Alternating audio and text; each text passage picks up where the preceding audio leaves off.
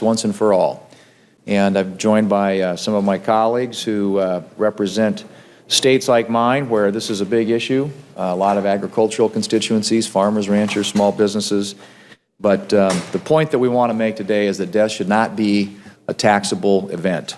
The federal government has no place forcing grieving families to pay a tax on their loved one's life savings that's been built from income already taxed when it was originally earned. Imposing a tax rate as high as 40% on a family's nest egg is not just bad for the economy, it's unfair to the families that have saved and built job-creating small businesses in their local communities.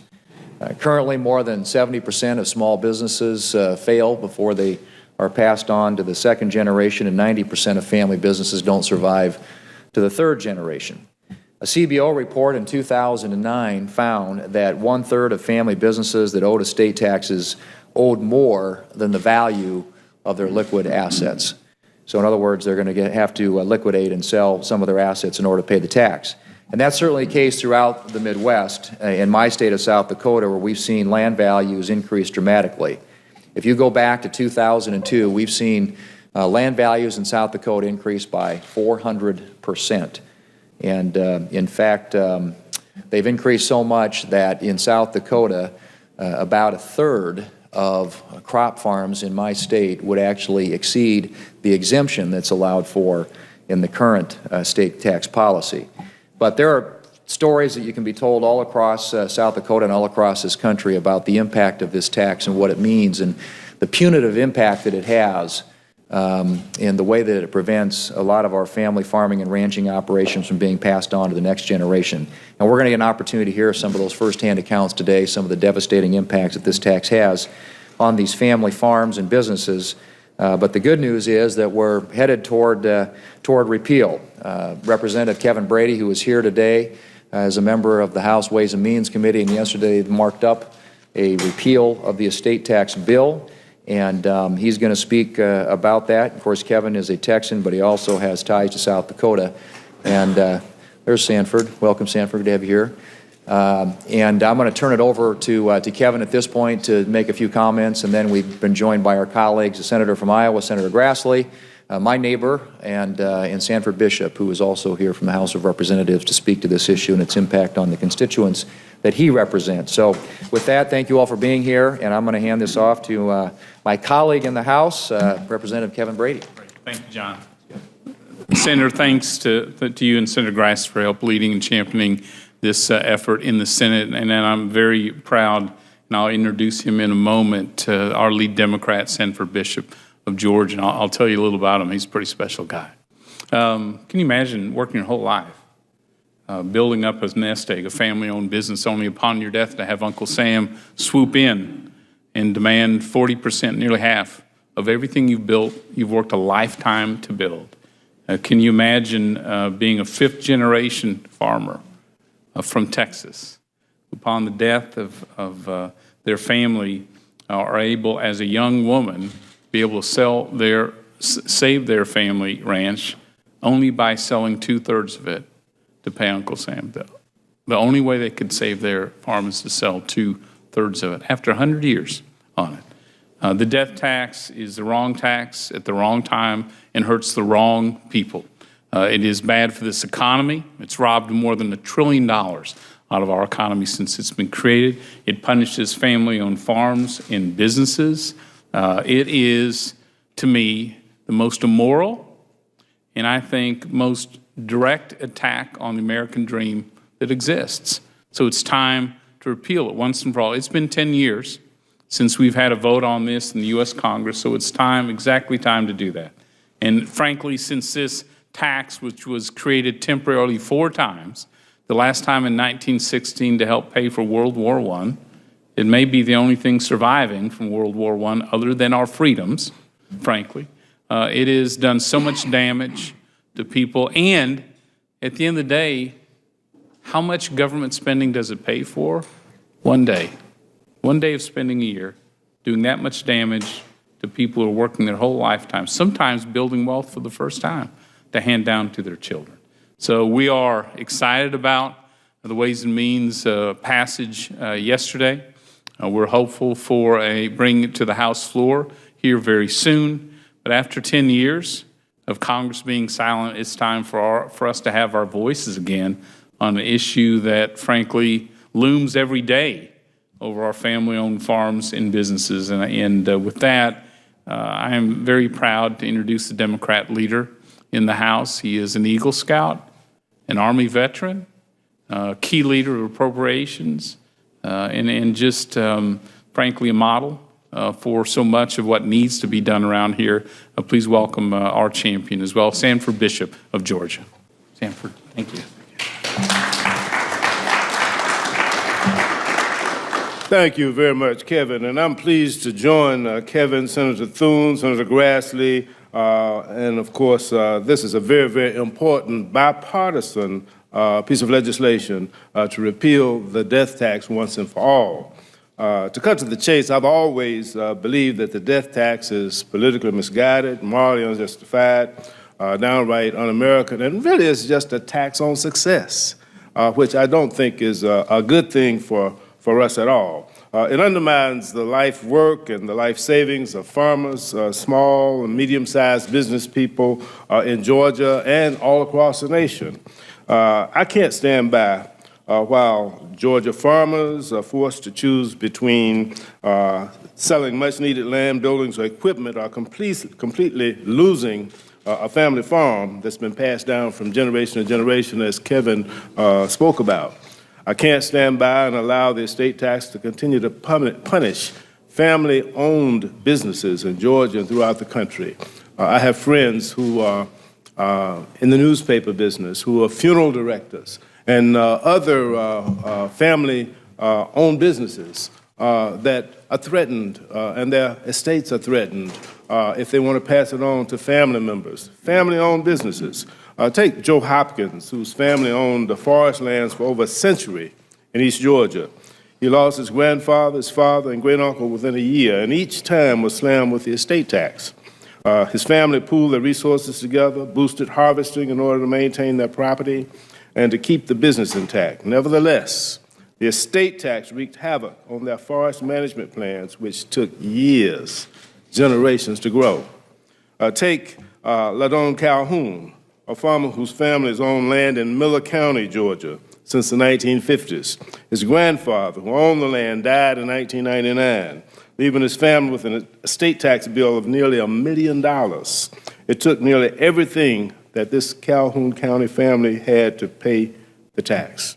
Now the land is held by Ladon's uncle.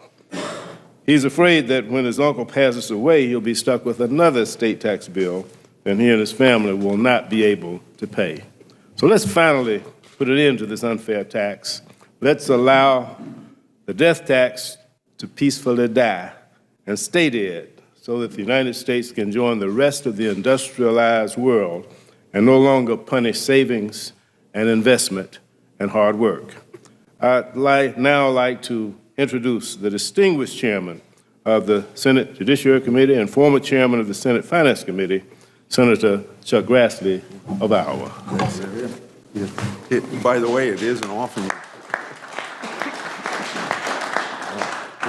you get a member of the House to introduce you with such flourishing work. So I really appreciate that. Thank you. I'm going to put out a statement because I believe everything that's in my printed statement that I was going to read to you has been said. So let me kind of fill in a few things that maybe haven't been said as I can think from history and from my own ideology on this point of view, because I am obviously here to support repeal of this tax. One thing is, if we'd had 60 votes instead of 58 votes for the 2001 tax bill, we probably would have repealed the estate tax, but we didn't have. So then we went along with what you know the law to be since 2001, gradually increasing it to the point of where we are now on the $5 million exemption that is at least this index for a period of time. The other thing is that I think Congressman Brady referred to the fact that it's been 10 years since we've had a vote on repeal. That's right. At that point, I think we had 58 or 59 on a couple votes in the United States Senate. probably at a time when we thought we actually had 60 votes. But when you brought it to the test, somebody that promised us that they'd vote for it didn't vote for it. I'm not sure I can name that person, and he may not even be in the United States Senate today. But the point is, we have come close several times, and hopefully, again, we get an opportunity to not only come close, but get it across the finish line. As I look at the issue of taxation generally, a principle that I think we ought to establish in taxes, but we probably never will: tax income once, and tax it what you need to tax it to raise the amount of money that's come, but don't tax it 2, 3, or 4 times, and one of those times could be through the estate tax. The other principle that we ought to have in taxation, and if we had it in the case of the estate tax, maybe we wouldn't be here talking to you today, and that is that we should not tax phantom income. Because both of my colleagues have referred to the fact that we've had inflation. Well, you're taxing phantom income, you know. There isn't a single farmer would have a problem with the taxation of maybe estates. I shouldn't say every farmer, because the principle of taxing things once is violated. The principle, but if you have the principle that you aren't taxing phantom income, it wouldn't be the problem it is. It still might violate a principle that we have about why a state shouldn't be taxed, but it wouldn't be the burden that it is. You know, just think, less than 10 years ago, the average price of farmland in the state of Iowa was probably about $2,000 or $2,500. It did get to a point where the average was $8,800. It got to a point where a lot of good land in Iowa was selling for $13,000, $14,000, or $15,000. Maybe somebody could point out something more than that. Today, the average is down because the price of corn is below the cost of production. It was $7. It helped drive it up. It's down to $3.50 now. The average price of farmland may be in the $7,500 to $7,800 range. It might go down below that. But we're here because it ought to be reasonable that people, some people buy farmland for an investment. They might want to sell it for a higher price. That's not my goal as a family farmer. I increase the size of my operation so you could be efficient and we could keep the family in the family farm operation. You shouldn't be penalized when you buy things for investment that you never intend to sell, but you die, and then you have a penalty for it, and you may not be able to pass on to the next generation. Those things violate the principle of the family farm, which has been the backbone of American agriculture from Revolutionary War times or before that, and we ought to keep it going. At least it was one of the principles of the principle that we had with the Morale Act, that we were going to give land to people because it was important for families to operate the family farm of 160 acres if for no other reason. So the principle's pretty established. The tax laws detract from it. We need to keep that principle going. Thank you all very much. Chuck. That's right.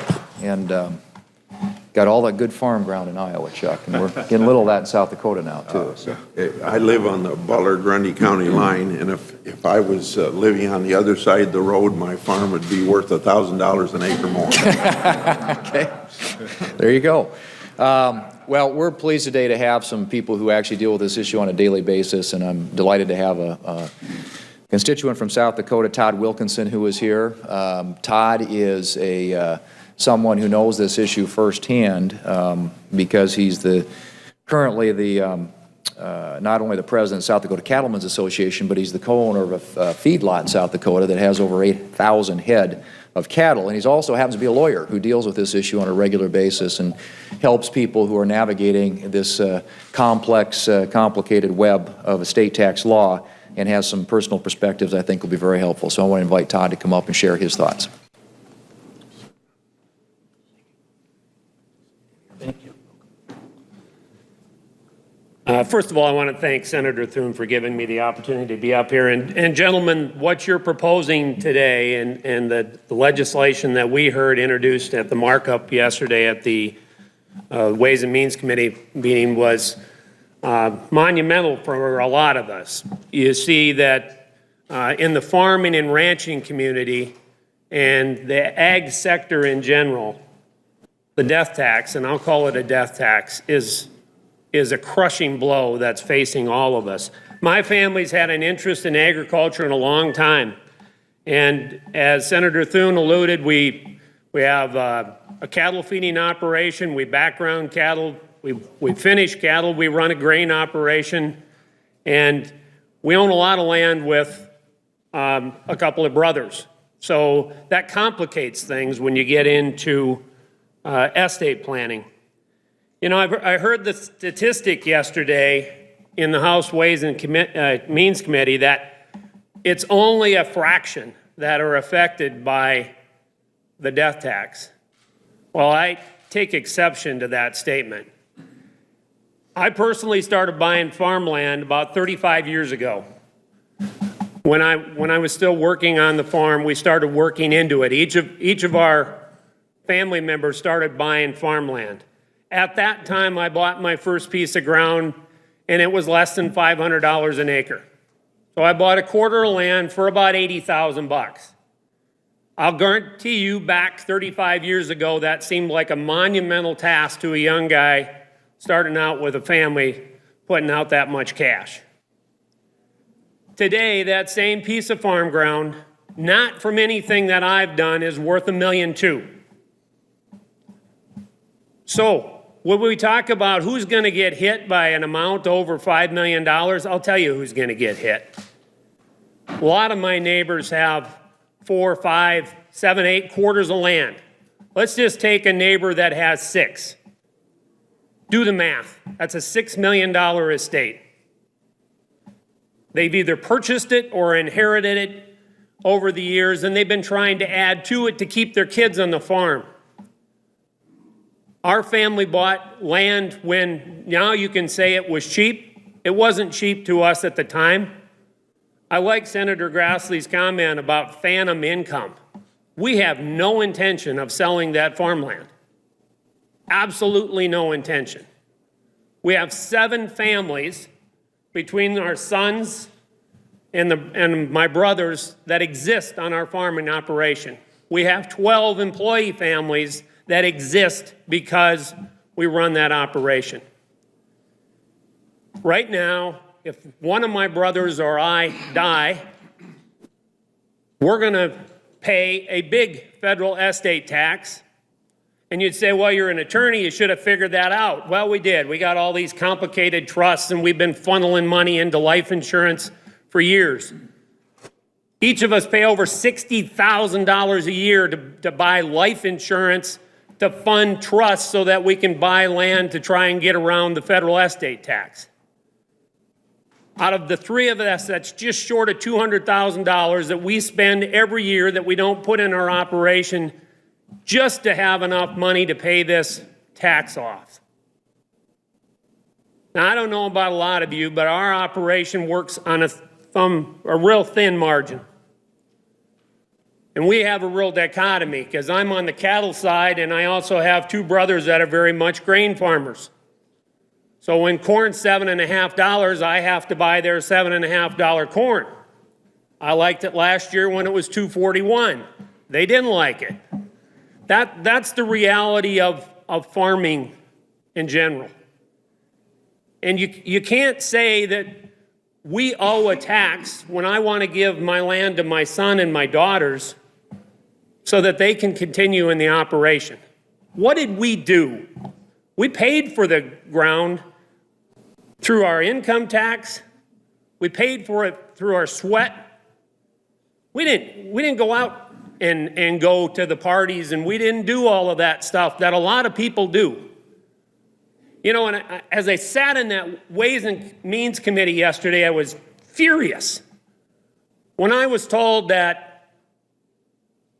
our assets, and how did the Congresswoman put it? She said, If you pile money up and you leave it in a pile, it turns into manure. And her statement was that we should spread it all around. Well, I take serious offense to that. I guess that the point is I should just go out and blow the money, and then my kids don't have to worry about it. I mean, that's the object. That's the lesson that we are learning in the ag sector. I don't regard our land, our cattle, or our equipment as manure. And I think the statement stinks.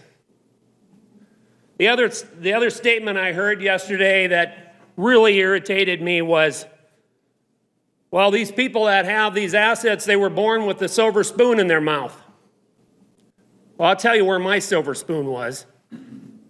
My dad started working when he moved into our home county for $200 a month with a bunch of kids living out of a trailer. He didn't have anything. We built what we had as a family, every single bit of it. We didn't take any government handouts. We didn't do any of that. Now, for somebody to tell me that today, when I die, we need to cut a check for $5 or $6 million to the federal government just because my assets have gone up, I tell you what stinks. That stinks. Every day, as a practicing attorney, I live with family farmers coming in, and we're coming up with family limited partnerships, irrevocable trusts, all these complicated solutions. Oh, they're not solutions. They're not solutions at all. All we're doing is taking money out of this pocket and putting it over there just to try and beat a tax. Just give us a break, take this away, and put us back on equal parity. We paid the tax to buy it. Our employees live off of what we bring into this economy. Just give us a fair shake. We don't ask for any government handouts. Just don't tax us out of business. Thank you.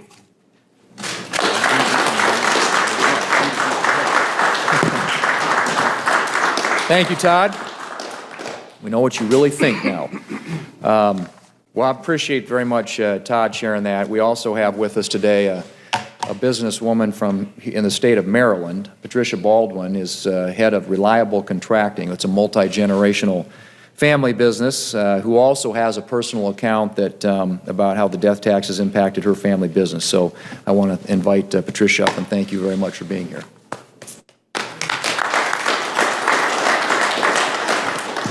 Oops. Can you hear me okay? Good morning. Thank you, Senator Thune. I want to thank him for proposing this bill. What a difference this is going to make to small businesses, to family businesses in our country. I want to share our survival story with you. We've survived one estate transfer.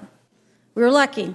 1928, my grandfather and a brother of his bought a dump truck and started a hauling business and grew from there.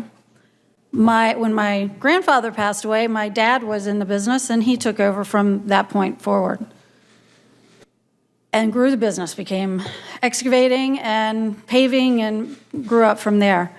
Fortunately, when my Uncle Bill died, which is my father's uncle, he did not do any estate planning, which is now what you have to do to survive, and it took our company 10 years, $1 million a year, to pay that tax off. So needless to say, the growth of our company stopped at that point and did not progress. Not surprisingly, shortly thereafter, when we paid that off, we were able to then expand into different areas of Maryland and grew to over 500 employees. That's where we are now. Well, we're down 400 with the economy. So around 400 employees. I represent the third generation. The worries, my dad learned a lesson. He was the executor of my uncle's will, so he learned his lesson. He's done a lot of estate planning, all the crazy things you have to do. And now that I'm the third generation, it's my problem. So it's my worry to now make sure our company can get to the fourth generation, which is now starting into the business. And we'd like to see it continue. That's our goal, is to stay. And it's interesting, I say family business in regards to my family, but the funny thing is in our company, a lot of other families have come to work for us from the beginning, and their families are working with us. So we've got third and fourth generations of other families working with our company. And because we share the profits, everybody shares in the success of that company. So I really, truly hope that this legislation, this bill will pass so that I can worry about more important things than the survival of the business, like providing affordable health care to my employees. But that's another whole topic, and that's a big problem I got to work on. So thank you very much for sponsoring this bill, allowing me to speak to you, and I hope it passes. Thanks. Thanks. Very much.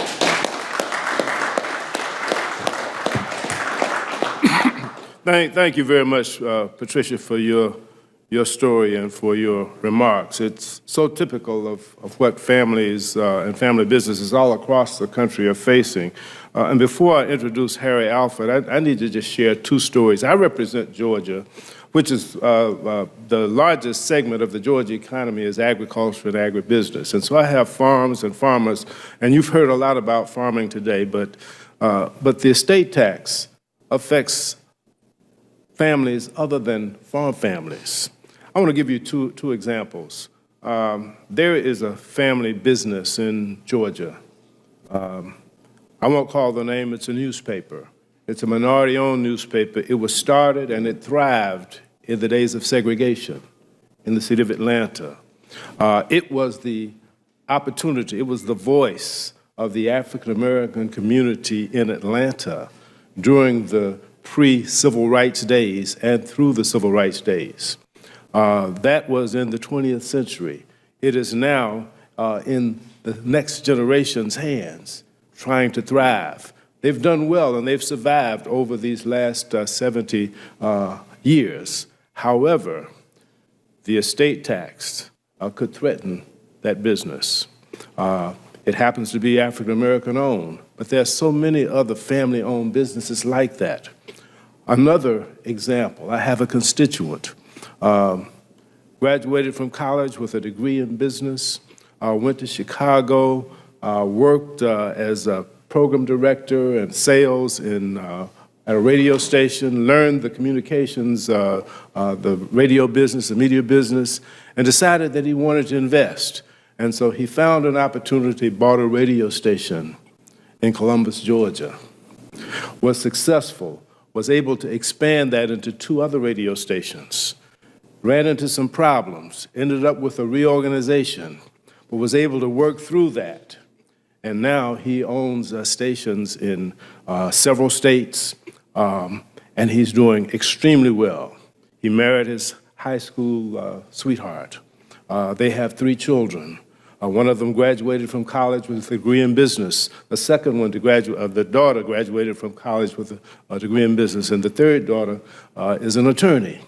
The wife, my friend, and the 3 children are now operating that family business, and they have a holding company for all of the stations. This death tax will threaten that family, and it not only affects publishing, media. Traditionally in the African-American community, one of the most consistently family-owned businesses is the funeral business. Family funeral homes are far across and very, very common, but the successful ones, the large ones, will exceed the value of the exemptions that currently exist for the death tax. And so this is so vitally important for small family-owned businesses. And I'd like at this time to introduce Harry Alford, who's president and CEO of the National Black Chamber of Commerce, who'll say a few words about the impact of the death tax on African-American businesses.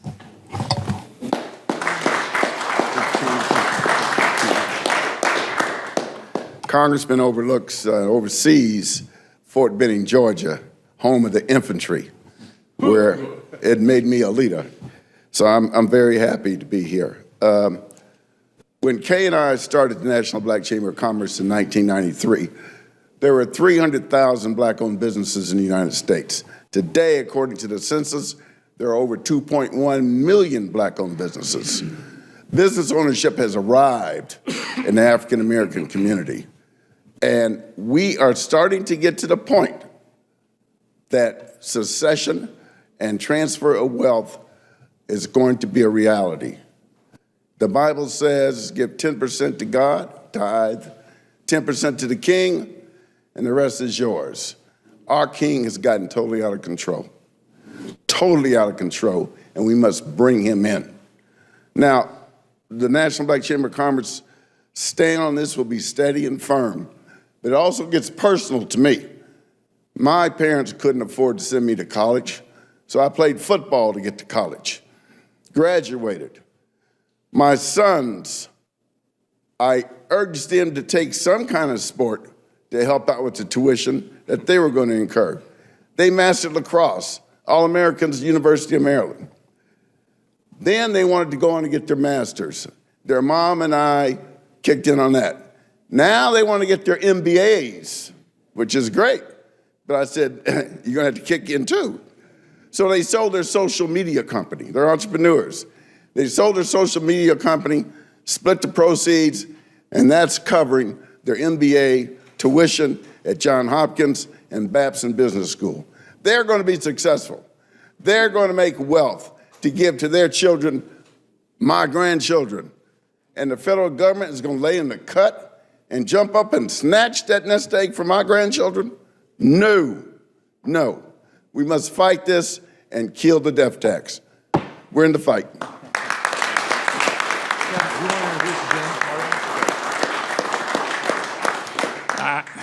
Thank you so much. I had to step away for a quick floor issue. I'm proud to introduce Jim Martin, who's been a leader on this issue for so many years, who where'd Jim go? First dug out this as a temporary tax, established 4 times to pay for defense purposes, has just been a champion of this issue, and I appreciate so much. I think you represent over 7 million seniors in America, and this is so critical to them. So Jim, welcome.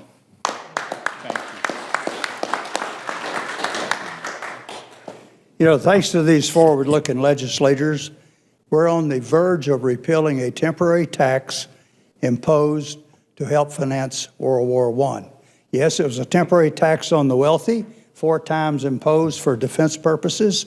It was repealed quickly after hostilities ended the first 3 times. But quite frankly, let me give you the dates. 1797, repealed in 1802. 1862, repealed in 1870. 1898, repealed in 1902. 1916, repealed, 2015, still not repealed. Sole survivor, as Congressman Brady says, if you will, the sole survivor from World War I. And look, some of those who favor keeping it, they say it's a tax cut for the wealthy. Please, that horse is dead. Dismount. The wealthy set up trust and foundations. They spend an inordinate amount of money to do that. It impacts new businesses, minority-owned businesses, women-owned businesses. They're hurt the most by it. It impacts farmers who are land rich and cash poor. It impacts peanut farmers in Plains, Georgia. Absolutely. And their hero, Congressman Bishop, has been a fierce advocate for repeal for more than a dozen years, working with Jennifer Dunn back 12 years ago. We might ought to name this after Mrs. Dunn when it's repealed. I say when, not if, but when it's repealed. And by the way, it did pass the House by 100 votes back 10 years ago. 40 Democrats voted, led by Congressman Bishop and others. It fell by 2 or 3 votes in the Senate.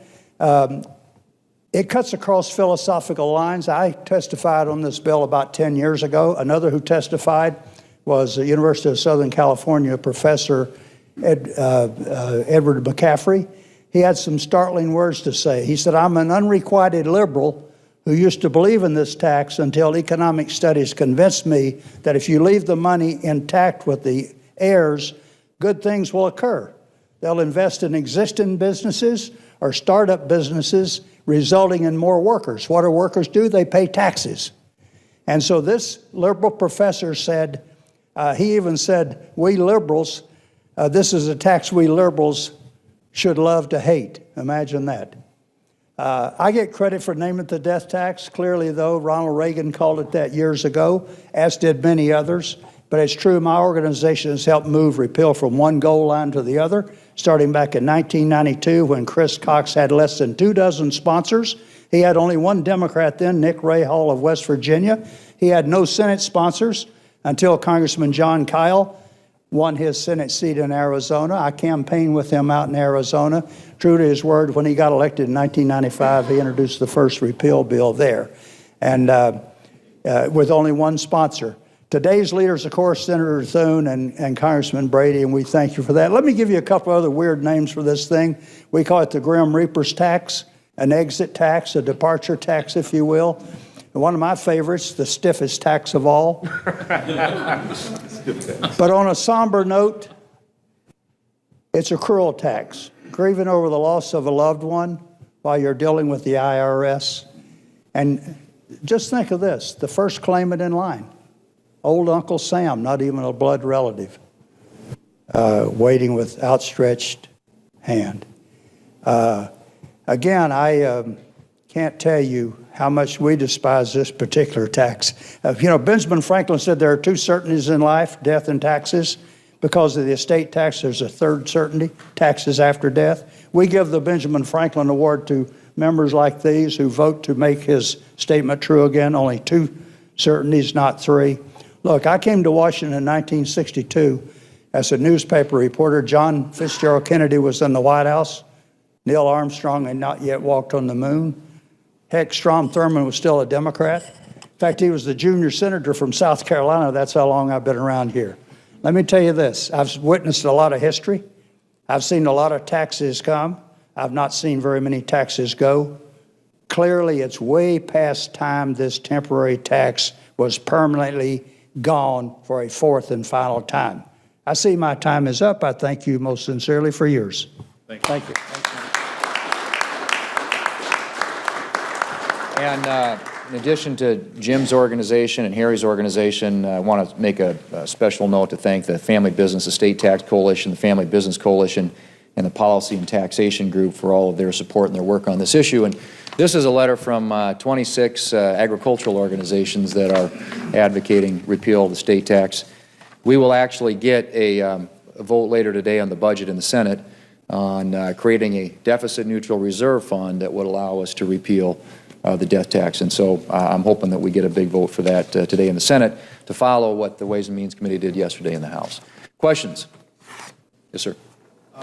Do you plan to introduce legislation with Brady's bill, or do you have a plan that you start talking to your colleagues about moving this bill? We have filed a Senate companion to the bill that Kevin and Sanford have in the House of Representatives. And we will look for any and all means of advancing it and moving it. If picking up a House-passed bill would give us the best chance of getting that done, we would do that. But obviously, we want to make sure that the Senate is on record as well. And so we've got a bill here with a lot of co-sponsors on it, too. The bill that passed yesterday contains step-up basis on older. Doesn't that negate the double taxation argument? I don't believe it does. Many of these family-owned farms and businesses are paying the death tax for the second or third time. I mean, literally forced back to the bank to take out loans simply to keep their own family-owned business farm. Plus, as you know, they pay hefty taxes throughout their lifetime on the income from this. And so I would tell you they are doubled, in some cases triple taxed. And we believe it is just time to unleash that burden. The other thing, and I had to step out for a minute, but our family-owned farms and businesses tell us that the dollars they would like to invest in new workers and new equipment and growth often goes to the cost of the planning and taking out the loans and all that. So this is, I have read the studies that show we would raise more revenue by repealing this tax and create more economic growth. I really think this is the right way to look at this bill. I'm actually looking for a clarification from one of